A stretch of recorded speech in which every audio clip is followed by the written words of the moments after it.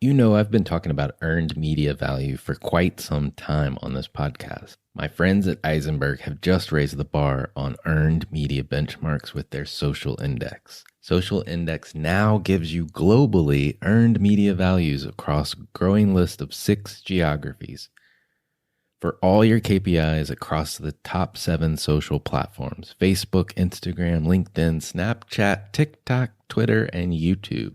You can now visualize these values for deeper analysis, and they have a look back window over 2 years of historical comparisons. Social Index is updated daily. Don't get stuck with old data. Over 1,000 companies have used the Social Index to understand the ROI of their social campaigns. And if you work with a social agency, you should demand they incorporate earned media values into your reports. Get your earned media value for social content. Visit earnedmediavalues.com/Alan. Again, that's earnedmediavalues.com/ALAN. For all of us, it's about predicting where the consumer is going and getting half of it right. One of the things we want to do is create ads that don't suck. Embracing change creates great possibility. I'm Alan Hart, and this is Marketing Today. Today on the show, I've got Michele Arnese. He is the global CEO and founder of AMP.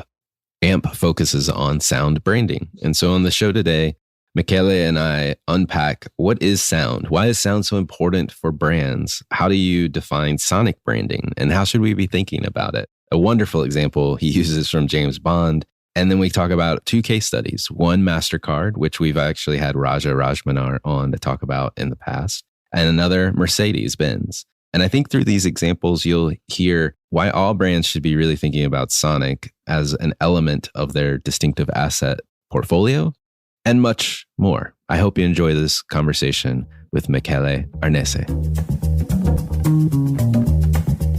Michele, welcome to the show. Thank you, Alan.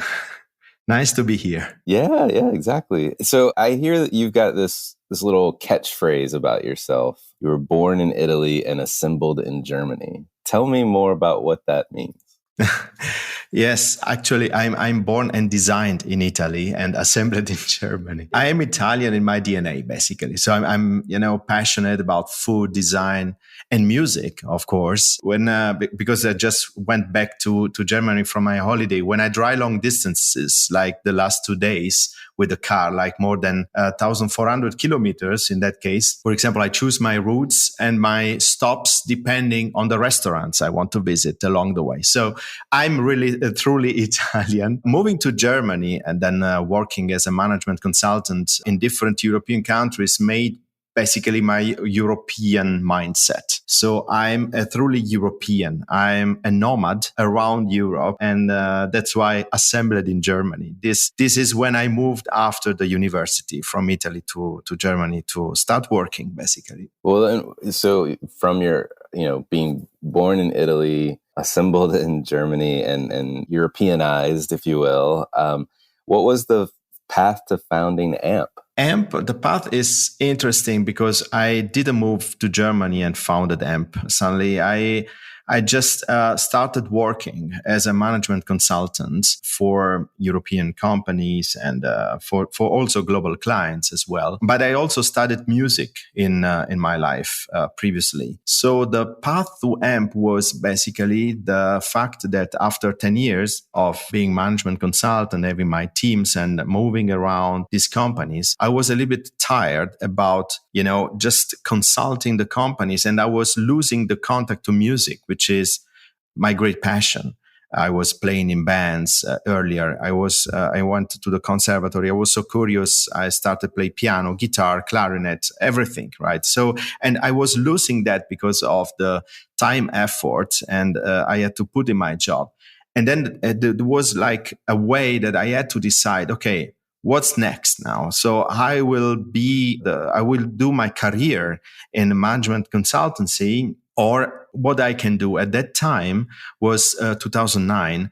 Sonic branding was a pretty new topic. And I decided with my partner at that time to start this journey because I thought, well, this is interesting because I could be the consultant, but apply to my passion. So basically, like the left brain and the right brain together, working together. So this is the path to found AMP. And then my goal was to have a company that talks music from the early morning to the late evening. And this is like what AMP does across the continents now. So we are a really cultural, diverse team of 50 people speaking more than 20 languages. And this is, the thread that is our common thread is basically the music. So this is a dream that just came true. But the beginning was just, the question, what's next? How can I get the music back into my life? I love it. I love it. And we were talking earlier, and I would hate to be the person responsible for picking music for any party that your group throws. It sounds like that would be a really tough job. Yes, it's we solve it in the democratic way. So we have like 10 slots, and everybody can book the different slots to decide which music has to be played. Otherwise, as you said, it's a fight. Oh man. Well, sonic branding is something that we've only kind of like touched the edges on the show. So I'm really happy that you're here because we can unpack it a little bit more. And just like to start at the top, like why do brands need sound? Well, it's interesting because when we started our first presentations in 2009, 2010, at that time, when we presented the importance of sound, everybody was, yes, of course. So it was like in Italy, we say discovering the hot water, basically. So it was so obvious. But if you now, like in 2022, right, if you go now back and see why brands need sound, of course, because they are in a digital transformation, right? So relying only on visuals at this time is like, if I can take the metaphor from Henry Ford, it's like building now highways, but still riding horses, right, on the highways. So we have brands in the digital transformations. We have brands expanding the communication touch points with consumers, B2B and B2C, of course. So just sound is so important because relying on sound establishes trust and connects with consumers in all these screenless ecosystems.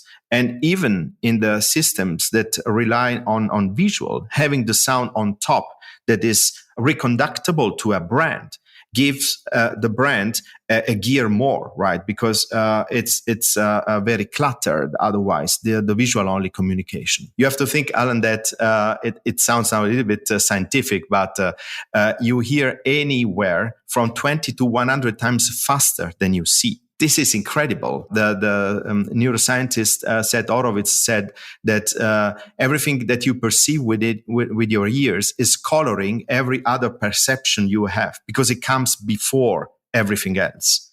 So sound can shape basically and modify all other inputs a person has. So if brands can use this in a way that creates at the same time trust, but at the same time coherent with a certain situation, then of course you have the perfect communication because you expand it. And also with sound, the sound happens in the subconscious, right? So in the subconscious, you transport millions of bits per second of information, while compared to the words read, you can just read 3 to 4 words per second. So you can transport a huge amount of data. So brands communicate with people. So sound should be considered as a priority in everything brands put out there. And in terms of identity and also in terms of executions for the entire ecosystem. I think, as you talk about this, I mean, sound, when most people, I think, my age or older think of sound with a relation to brands, they think of jingles, right? And those worked so well in the early days of advertising and marketing and communications. And somehow or another, we got completely devoid of sound and jingles and went straight to imagery, it feels like. And now we're coming back. Do you have a sense of like, why did we go away from sound and like, why is it resurging? I mean, you mentioned the digital transformation, which I think is perfect. Yes, exactly. And it's a good point. And I know you are a fan of jingles. And for me, jingles are not evil, right? So if you take nationwide, 92% of Americans, they recognize nationwide still now. And it's pretty old. So the thing is not that jingles are wrong. The thing is that we have many ways now to communicate. And jingles, they work in a certain context, but they don't work anymore in another context. I can imagine a jingle in the metaverse from Nationwide. Why not? But the thing is, in the right situation, if you have a digital product, for example, take an app, or just a physical product like a car, a jingle cannot work in that way. You need to have something more flexible than a jingle. So the idea, and we have also some examples in Germany as well, Haribo, it's a very old jingle, very known in the entire Europe, like for more than 5 decades. But this is now today just one element that brands can use for the audible communication. And this cannot be a standalone thing, right? That's the point. But I love jingles as well because they trigger the memories. And this is a very important part of the brand communication is to trigger memories. The other part is to trigger thoughts. And you do it when you put the things in the right context. No, it makes perfect sense. And one of the people who you've probably heard of has been on the show, and we've talked about the need for distinctive assets is Byron Sharp, obviously the Australian guy that wrote How Brands Grow book and has his institute. And they talk about those distinctive assets. And to your point, refreshing and building new memory structures, if you will. And we've already talked about sound and how rich it can be. And it's not, sonic branding is not a jingle.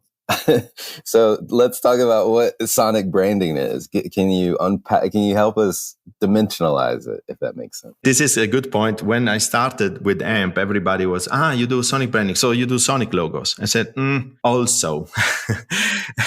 So sonic branding is basically the way to create an audible identity for a brand that can be heard and perceived and memorized at different touch points of the brand. We say that sonic branding today is more than just a sonic logo or a small melody, a short melody. And some years ago, when we started the next milestone of sonic branding within AMP, creating the concept of a sonic DNA, which has been patented by us as well, by the way. So we thought that one example that was the inspiration for the sonic DNA was James Bond.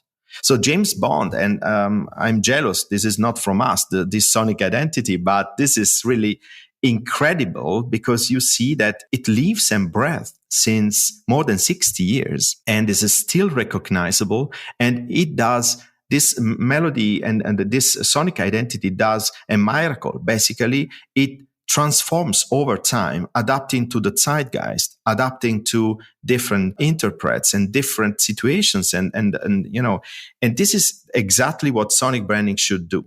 Keep the recognition, the memorability, and move around with the brand in the zeitgeist in different cultures. And the secret is that James Bond, the music of James Bond, doesn't rely only on one single melody. It's a combination of ingredients. Talking about food, right? Because I'm really a food freak. So if you say I cook Italian, I can cook probably 2,000 different dishes, but using only 4 ingredients. And you will tell at the end, right, that this taste is Italian, but it's different from other things. The same is James Bond. You have a main melody, ba ba ba ba ba ba ba. You have a chord progression like the ba ba ba ba that suggests, of course, it's James Bond with closed eyes. And then you have the riff, bam ba bam bam bam bam bam bam bam bam bam. So you have ingredients, and each single execution you can decide which ingredients I take. And just to make an example, Adele in Skyfall, she never used the melody of James Bond, just the chords. But you close your eyes and you listen to Skyfall, you say, oh, that James Bond, it's sung by Adele. So And this is exactly what sonic branding should be, right? So the opportunity to feature a brand in different contexts, different cultures, different situations, and recognize the brand with closed eyes, but always adapted to the single situation, the single context. I love that example because, to your point, depending on which piece you're using at any moment during the movie, you can convey an entirely different feeling, but it's still James Bond at the end of the day. Exactly. Different emotions, right? You get from of course, the love moment to the action, and the hero is in trouble and the hero is celebrating. So, and everything works with the same melodic core, basically. And why it should not work for brands? Yeah, I agree. Well, I'd love to hear you talk about a few examples. Another guest we've had on the show is Raja Rajmanar from MasterCard. And he kind of talked a little bit about their Sonic brand, which I know AMP had a role in helping to bring to life. What should we know about the MasterCard Sonic brand? Well, Raja talked about the bigger context, right? So putting Sonic branding in the context of a multisensory marketing strategy that positions MasterCard really ahead of a lot of brands currently in the world. The Sonic work is a special passion point, of course, his passion point, and we work together since many years already on MasterCard's Sonic identity. What we did, we created exactly that. So the Sonic DNA of MasterCard gives MasterCard the flexibility to take the Sonic core of the brand and expand it to very different touch points. When we launched the Sonic DNA was Cannes Lions 2019 with Lang Lang on the stage performing that piece of music, which is basically only a container, like the James Bond example, of all these elements, right? And the journey just began. The payment sound has been expanded to more than 200 million points of sale now. And also the usage of the Sonic DNA has been expanded to the entire MasterCard ecosystem. And after so many years, what did it do? Basically created brand equity over time with different usages. In the last 2 years, 3 years, we created hundreds of different music executions based on the Sonic DNA. And as you said before, it's based on different emotions, right? We could feature the sound of MasterCard with excitement for sports like the rugby, the Champions League, the Copa America, but then also for serious topics where, for example, the topic of social responsibility was taking stage at MasterCard with the Global Inclusive Growth Summit from Aspen Institute, where MasterCard was a sponsor. Also there, the Sonic identity has been crafted to feature the brand in that special context. So the range of emotions is really, really wide after so many years working. We unified B2C and B2B communication also, which was a topic at MasterCard, treated it sometimes in a different way. So Sonic united basically the B2B and B2C world of the brand, strengthening the brand itself. What we did also, we created experiences. If you remember, MasterCard opened the MasterCard restaurant in New York City, was in the press, etc. And the sound in the restaurant was also created using the Sonic DNA. We created the sound for the sushi restaurant as well as for the restaurant in Zanzibar. So very, very different cultural adaptations, but with the same DNA for the soundscapes, for the food. And also the flexibility. I think that the secret of the MasterCard sound is really the flexibility. We could also flex the Sonic logo to a custom adaptation when MasterCard did the Jennifer Hudson commercial supporting the black woman-owned businesses, if you remember. So the Sonic logo at the end was crafted with the same sound of the track that she sang during the commercial. So this flexibility has been like the driver for the last work we did, until the very recent work we did for MasterCard, creating the sound for the MasterCard Pride Plaza in the Central Land. So the first metaverse adaptation. If you went to the Central Land in the Pride Plaza, you could dance on the dance floor with the music created from the MasterCard Sonic DNA. And also the very latest collaboration with the band The Domino Saints for the Copa America and also for the Copa America Femenina this year. We reached number one hit in a couple of countries in Latin America. I think the secret is that if you have a sonic DNA like MasterCard has, you can start creating pop culture instead of only consuming it. Yeah, no, as you're describing those last number of experiences that they've created as a component of their DNA or using the components of their DNA, it makes sense. And frankly, for a brand like MasterCard, which is really woven through the fabric of everyone's daily life. I mean, how many times do you pull out your MasterCard to use? It's amazing how many touch points they can now weave themselves into as a memory structure of the brand. Exactly. And the more usages and touch points, the higher trust. So basically it's a business of trust. So if this usage with the music that you recognize also sometimes indirectly, it creates trust. And this has been measured as well. That makes sense. Well, I mean, that's a fantastic example. Do you have another one we could use just to expand this a little bit? Yes. I mean, we work for different global brands. One other example I can mention is Mercedes-Benz. We are the agency of record for sonic branding since 2018. And I think the idea behind is the same. So there is a sonic DNA of Mercedes-Benz as a car brand. The DNA has been used over the years for different executions. Maybe here it's very interesting to mention one aspect that each execution, and we are doing really also here hundreds of different executions for car models, also for the virtual car presentations, right? People don't go live anymore to something, but there is like a huge multi-dimensional virtual car presentation. So really a show that happens virtually. So from very different adaptations, the common thread is that for Mercedes, because of the high level of authenticity of the brand itself, we collaborate with artists from all over the world. So every time you hear something from Mercedes that uses the sonic DNA of Mercedes-Benz, this is something that has not been just created in a studio from like a typical music advertising production, but this is the product of a collaboration, of a co-creation, collaboration with an artist. And this is another point that makes the Mercedes-Benz case very special because it's about sharing the DNA, the sonic DNA with artists to let them create in their own style. So this is like the brand shares a part of itself and gets refurbished through the style, through the talent of artists that reinterpret the DNA for certain campaigns and executions.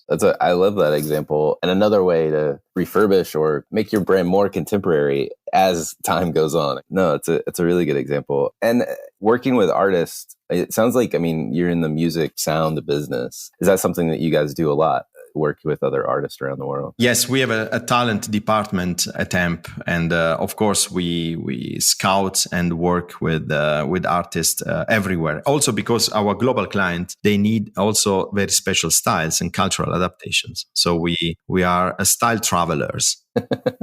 Well, it helps that you have so many people that speak so many different languages too. I guess, in that regard. Well, we've talked about sound and the artistry of it all. How do you think about using data and technology now to impact kind of the sonic branding creation process? We have to. So this is a good question because working with artists guarantees the authenticity of everything. But on the back end, there is a brand, there is a marketing department, there is a campaign management department, etc. So we need to work a lot with data. We have developed a software in the past 3-4 years that use artificial intelligence and use machine learning to have repeatable processes when it comes to evaluate the sound, right? So we can evaluate beforehand the level of recall we create with certain music. We can evaluate beforehand some brand attributes we want to, or emotions we want to communicate. So decisions are taken with the help of data a lot. And also we use artificial intelligence to help also the workflow. So the media creation itself. We clone voices. We use text-to-speech technologies and all these kind of things. Of course, the creativity is not replaced by the artificial intelligence, but the artificial intelligence is kind of the engine that transports the creativity to the next station, basically. And to be honest, music is terrible when it comes to approvals, right? So it depends on the person you have in front of you. I can talk to Alan 1 hour and try to convince you that this song is great. If you don't like it, you will never like it. This is something that doesn't change.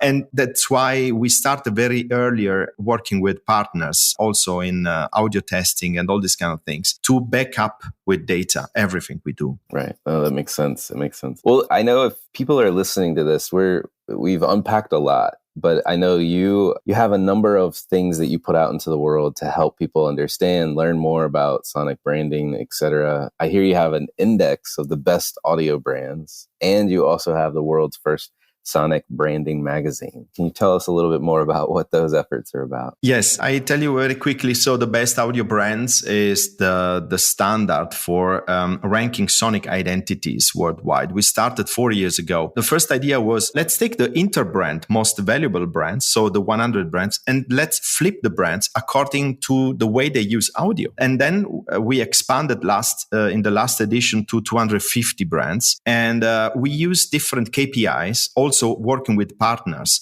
for example, measuring the customer engagement on social media. So we have data, we have research, and we have a dedicated team working 1 year to bring out the best audio brands ranking every year. And this has been recognized a lot in the sector, in the industry, because it's the first one of its genre, let's say. And then the Sonic Branding Magazine, you're releasing periodically, kind of going deeper into specific sectors, right? Exactly.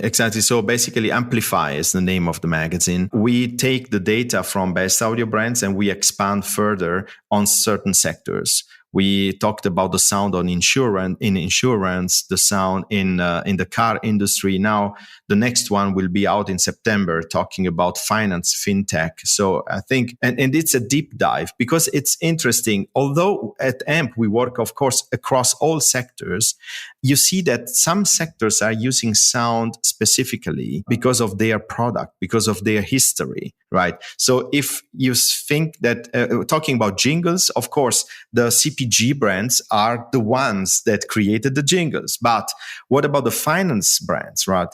So how do they use sound to establish their topic, right, with consumers? It's interesting, this deep dive, and we bring it 3 to 4 times a year, the Amplify magazine, with these deep dives. It's been fun talking about this. One of the things we like to do is kind of switch gears and get to know you even a little bit more. And frankly, my most favorite question to ask is this one. Has there been an effort or experience of your past that defines or makes up who you are today? Yes. Sometimes I think, I could have decided to work in sound or music before, but I didn't. And I think this is a good thing because at the end, the experience I had as a consultant, right, talking to people, this experience gave me the capability to do something that maybe other competitors cannot do as good as we can at AMP. So adapt our language to the people we are talking to. So if you talk about music and you are a music expert, probably the other person on the other side,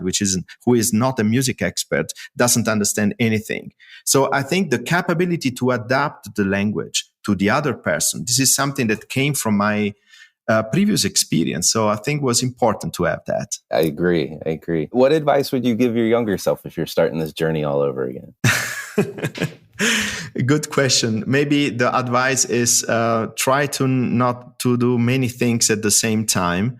So try to think a little bit more about things, because in 2009 I founded AMP. In 2008 my son was born, and then I moved. So it was a lot of things. I think dedicating some more time to some tasks, I think sometimes is a good advantage. Sometimes you cannot, but this could be an advice I could give to myself. Yeah. Don't spread yourself too thin is what we would say. Yes, exactly.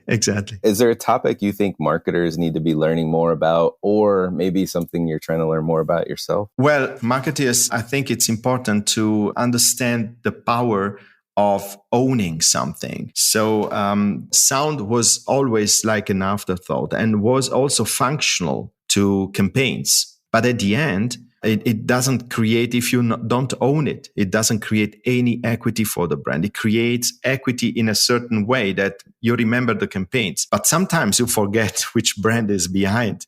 So I think that I would give the advice to try to own sound in the same way you own your visual logo, your visual identity, because it's part of your identity, of your brand identity. I love it. And on a personal note, are there brands or companies or causes that you follow or you think other people should take notice of? Yes, I think what I learned, and this is against my true self, so basically, but sometimes identity work takes time. So I would also tell brands, companies, when they start investing into sound, in the creation of sound, consider that it takes time. This is a topic that needs dedication and needs really time, and is not the breadth of 3 months campaign, picking up, choosing the music for a campaign. This is something that stays for years. That's why taking into consideration, okay, this is a long process,